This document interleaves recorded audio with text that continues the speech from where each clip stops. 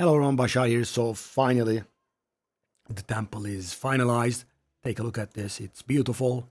So this is, the 57 or so room main chain, this 18 room secondary chain, and the chain on its own generator.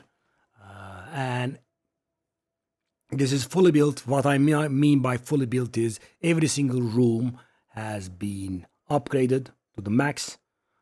So you could say, some of your rooms are tier 2, right? What do you mean full upgrade? What I mean is, you cannot use more than one upgrade medallion on a single room. So you cannot have a tier 1 room and use 2 upgrades on it and get it to tier 3.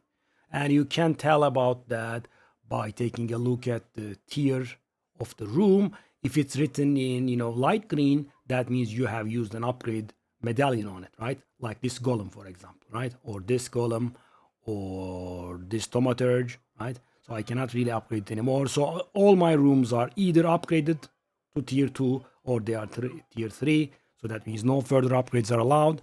So, that is done.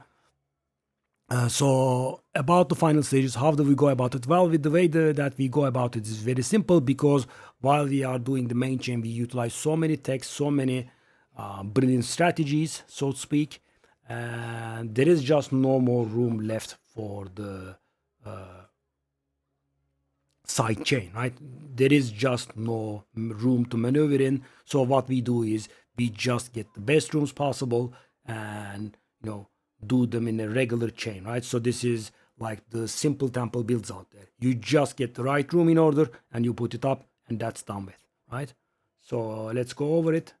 So this time around, I don't need to do the step-by-step thingy, because, this is now quite literally step-by-step anyway. So guys, what we do is we have finished our main chain. We start on our second chain.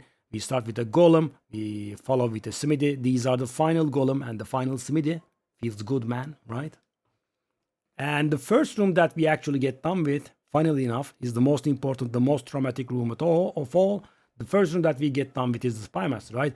After you get the 11th Spy Master here, you are absolutely done with them. I mean, you can get the new Spy Masters and put them so you can upgrade the existing ones, but you are basically done with them. So anyway, we follow it with an armory.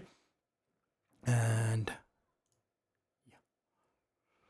we follow with an armory, and then a garrison.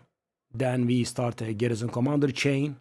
That's a rather long one. Garrison commander, garrison commander, garrison commander, garrison commander, and garrison commander. Finally, we use a garrison here. Then we do our final armory. That is our final garrison, final armory. So, why am I not making a big fuss over the final commander? Because, guys, you do not use the commanders until the extreme late game anyway.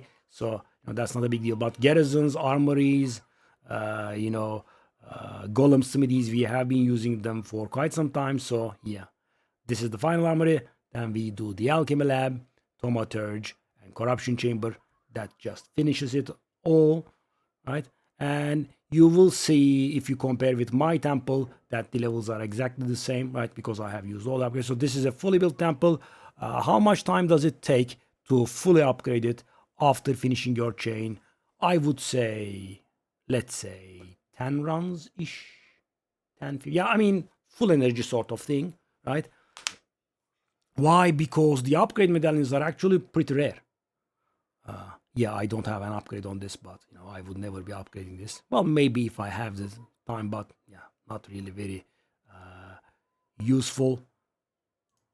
Okay, because the bonus is not important, and this is the only room that we will be losing from this point on, hopefully. Because the thing is, guys, even with a huge temple like this, you would not be getting like 10 luck medallions every run. Why? Because the inner chain does not really provide lucking medallions, right? That's what the outer chain is for. So in the inner chain, I think there are like 2 rooms that can provide the luck medallion. Only this alchemy lab and only this smithy, right? Those are the only 2 rooms that can provide lucking medallions. So this is basically not going to provide you with any. So you will not be getting too much more than what you were getting, when you were around the golem smithy chain. So if you are not getting too many, definitely do not lock this, right? We can perfectly get it back. I mean, you would be getting, on and off basis. You would have this generator here, like 2 out of 3 runs maybe, and you will not have it one, or maybe, half of time it's gonna be up and half of time it's gonna be down. Why? Because the thing is, you can get Uromoti's medallion that adds a room, right? That gives you a generator. That's one option. You could get a generator from among the room cards. You could get some reroll medallions and reroll and find the generator, right? And if you are swimming in luck medallions, what a lot of these medallions, you can just lock it. But I would definitely suggest keeping like 2 extra, right? So for example, at this point, I have no luck medallions, but as you can see, my main chain and my side chain have already been locked. So they are not going to go away, right? So at the end of this run, if I have enough luck medallions, I will lock this dynamo, this generator. But, if it goes away, it goes away, right? I do have another here, and I'm going to be getting a generator every once and then. So, but, if I have a lot, so let's say I get like 4 luck medallions here, I could definitely use 1 here. But if I get like 2, I am going to let it die on purpose. Why? Because if I get 2, that means I am safe for the next run by being able to protect this. If I get 3, I will think about it. I will probably let it die because, I already have another generator here. But, it's not the end of the world. It does make a difference. I would say it's going to make a difference of, several divines. Few divines would be more correct. I think 2, 3 divines. I'm just guessing. So it's not the end of the world. So I was thinking about doing another video for this, but I guess I can also, talk about this here. How to maintain, right? Because, I'm already talking about it. So how do you maintain? So at this point, only the generator Uromoti's medallion will be meaningful here for you, right? The room medallions will not be meaningful. The upgrade medallions will not be meaningful. The architect related medallions are not meaningful for you. So you do not really care about medallions too much from this point on. But the luck medallions, you should be getting 1 Zantipi every 10 rounds and just use it. So you have the modifiers here.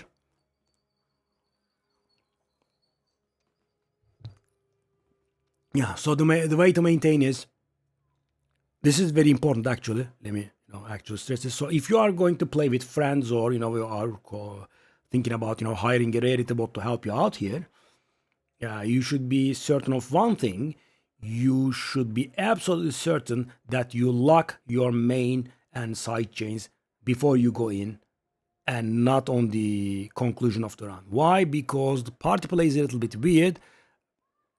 So I have been building this temple purely solo after I had lost several rooms here due to party play. So when you are inviting people, when you have people in the group, and I haven't been able to pinpoint this, right? But when you are playing with other people, the temple sometimes closes upon you leaving it, right? So that means if you are planning to protect your rooms upon exiting, you can be due for a very, very nasty surprise in which you lose like 4 or 5 rooms from the main chain. That is very terrible, right? So it happened to me here, right? I lost these 4, I think. I invited some viewers, we were playing together, right? And I had some protection medallions. I left, bang, gone, right? Terrible.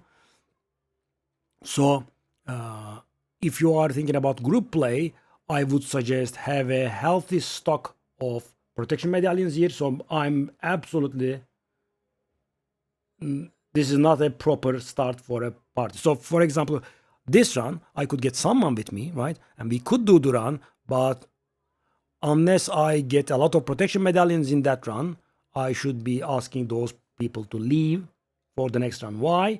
Because imagine, guys, let's say I get 1, right?